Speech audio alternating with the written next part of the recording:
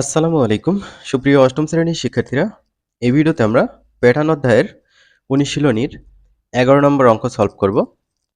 তোমরা যারা পূর্বের ভিডিওগুলো দেখো নাই দেখে নিবা, ডিসক্রিপশন বক্সে লিংক দেওয়া আছে, অথবা চ্যানেলের মধ্যে গিয়ে প্লেলিস্ট খুঁজে বের করবা, সেখানে সব ভিডিও পেয়ে যাবা।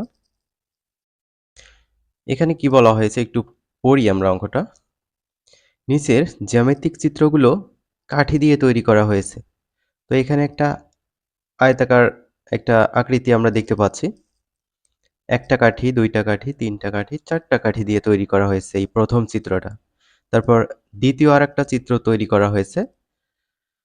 সেখানে আয়তক্ষেত্র দুইটা, এই একটা, এই একটা। কাঠি কয়টা? একটা, দুইটা, তিনটা, চারটা, পাঁচটা, ছয়টা, সাতটা কাঠি আছে এখানে। তৃতীয় আরেকটা চিত্র আমরা দেখতে পাচ্ছি। এখানে তিনটি আয়তক্ষেত্র একসাথে লাগানো হয়েছে, এই একটা, এই একটা আর এই একটা। এখানে কাঠি কয়টা আছে? একটা, দুইটা, তিনটা, চারটা, পাঁচটা, ছয়টা, সাতটা, আটটা, নয়টা, 10টা।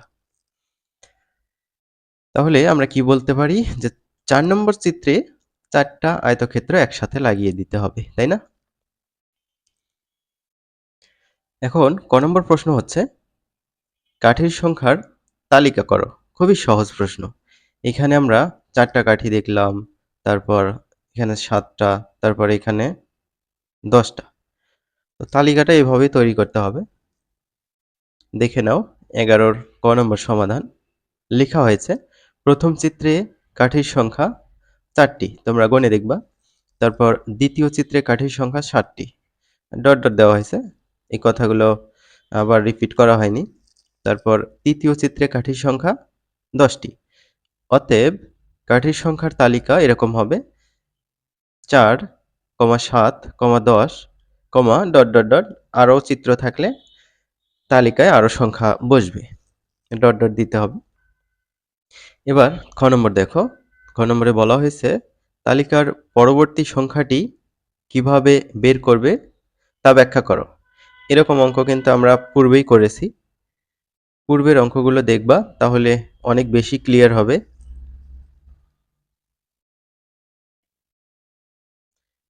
এগারোর খ, এখানে দেখো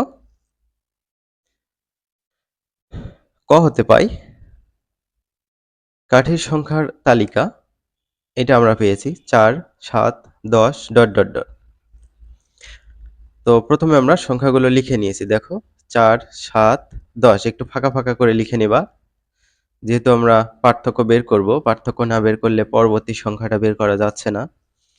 তো এখানে 7 থেকে 4 বিয়োগ করবা, 3 হবে। 10 থেকে 7 বিয়োগ করবা, 3 হবে।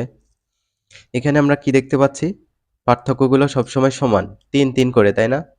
যেহেতু প্রতিবার পার্থক্য 3, তাই যে কোনো সংখ্যার সাথে 3 যোগ করে পরবর্তী সংখ্যা পাওয়া যাবে।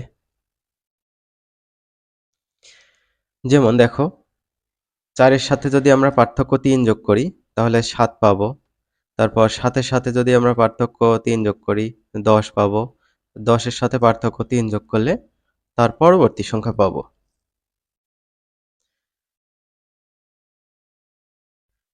অতএব পরবর্তী সংখ্যাটি হবে, এখানে 10-এর সাথে পার্থক্যটা আমরা যোগ করে দেব, তো 13। এবার গ নম্বর অঙ্কটা দেখি। কাঠি দিয়ে পরবর্তী চিত্রটি তৈরি করো এবং তোমার উত্তর যাচাই করো।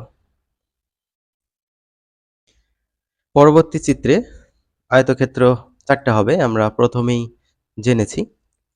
দেখো পরবর্তী চিত্রটি হবে এরকম, একটা আয়তক্ষেত্র, 2টা, 3টা, 4টা। তো এই চিত্রে কাঠির সংখ্যা 13টি, গুণে দেখবা 1, 2, 3, 4, 5, 6, 7, 8, 9, 10, 11, 12, 13, 13টা। তো এখানে আমাদের উত্তর যাচাই করতে বলছে। তো যেহেতু উত্তর যাচাই করতে বলছে, সুতরাং আমাদের এখানে বীজগাণিতিক রাশিটা তৈরি করতে হবে। তৈরি করার পর এখানে চতুর্থ চিত্রে কাঠির সংখ্যাটা প্রমাণ করে দিতে হবে। বীজগাণিতিক রাশির মধ্যে আমরা ওই যে চতুর্থ চিত্র বলছে 4 বসাবো। 4 বসাইলে যদি এখানে কাঠির সংখ্যা 13 আসে তাহলে আমাদের উত্তর সঠিক হবে। তো বীজগাণিতিক রাশি আমরা কিভাবে বের করব? প্রথমেই তোমরা এই কাজটা করে নেবা। এইটা রাফ করে নেবা, ঠিক আছে? আমি যেটা লিখবো এখন, আগেও কিন্তু দেখাইছি। পার্থক্য গুণন ক প্লাস প্রথম সংখ্যা তারপর বিয়োগ পার্থক্য। তো রাফ করে এটা বের করে নেবা। তো পার্থক্য কত পাইছি প্রতিবার? পার্থক্য হচ্ছে 3, তার সাথে এই যে ক গুণ হবে, প্লাস প্রথম সংখ্যা কত? এই প্যাটার্নের প্রথম সংখ্যা হচ্ছে এই যে 4। তো প্রথম সংখ্যা 4 বিয়োগ পার্থক্য, পার্থক্য কত? 3। এটা কিন্তু রাফ, ঠিক আছে? 3 ক, 4 থেকে 3 বিয়োগ করলে 1। তো এটাই আমাদের বীজগাণিতিক রাশি। এটা আগেই বের করে নিবা, তাহলে সুবিধা হবে। তাহলে দেখো প্রথম চিত্রে কাঠির সংখ্যা 4টি। তো আমরা এই কথাটা জাস্ট লিখে নেব, হ্যাঁ? প্রথম চিত্রে কাঠির সংখ্যা। তারপর এই যে বীজগাণিতিক রাশি যেটা পেলাম এখানে রাফ করতে হবে তোমাদের। প্রথম চিত্র যেহেতু, তো কয়ের জায়গায় আমরা 1 বসাবো। তাহলে 3 একে 3, 3 একে 3 আর 1 যোগ। কত হলো? 3 আর একে 4। তো এই 4 তোমরা এই যে প্রথমে লিখবা, তারপর 3 প্লাস 1 দ্বিতীয়তে লিখবা, তারপর এই লাইনটা তৃতীয়তে লিখবা, ঠিক আছে?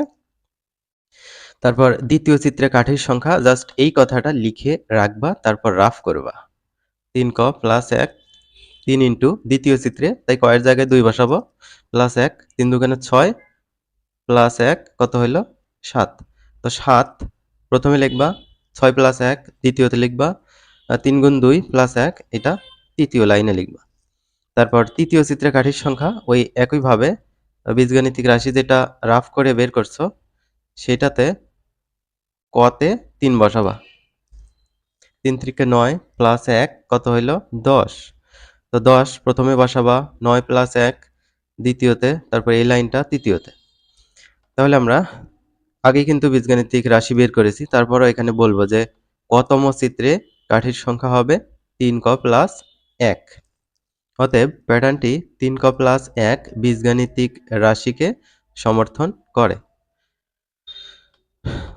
চতুর্থ চিত্রে কাঠির সংখ্যা যাচাই, ওই বীজগাণিতিক রাশিটা লিখব, লেখার পর তো 3 ইন্টু কয়ের জায়গায় আমরা 4 বসাবো, যেহেতু চতুর্থ চিত্রে কাঠির সংখ্যা যাচাই করতেছি, প্লাস 1। তো 3 4 12, তার সাথে 1 যোগ করো, কত হবে? 13টি। উত্তর যাচাই হলো। তো 13টি আমরা কিন্তু এই যে এখানে গুণে দেখার পরেই বের করেছিলাম। তো এটার সাথে আমাদের শেষের 13টি মিলে গেছে। তো উত্তর আমাদের হয়ে গেছে। তো শিক্ষার্থীরা আমরা পরবর্তী ভিডিওতে যে 12 নম্বর অঙ্ক আলোচনা শুরু করব ইনশাল্লাহ।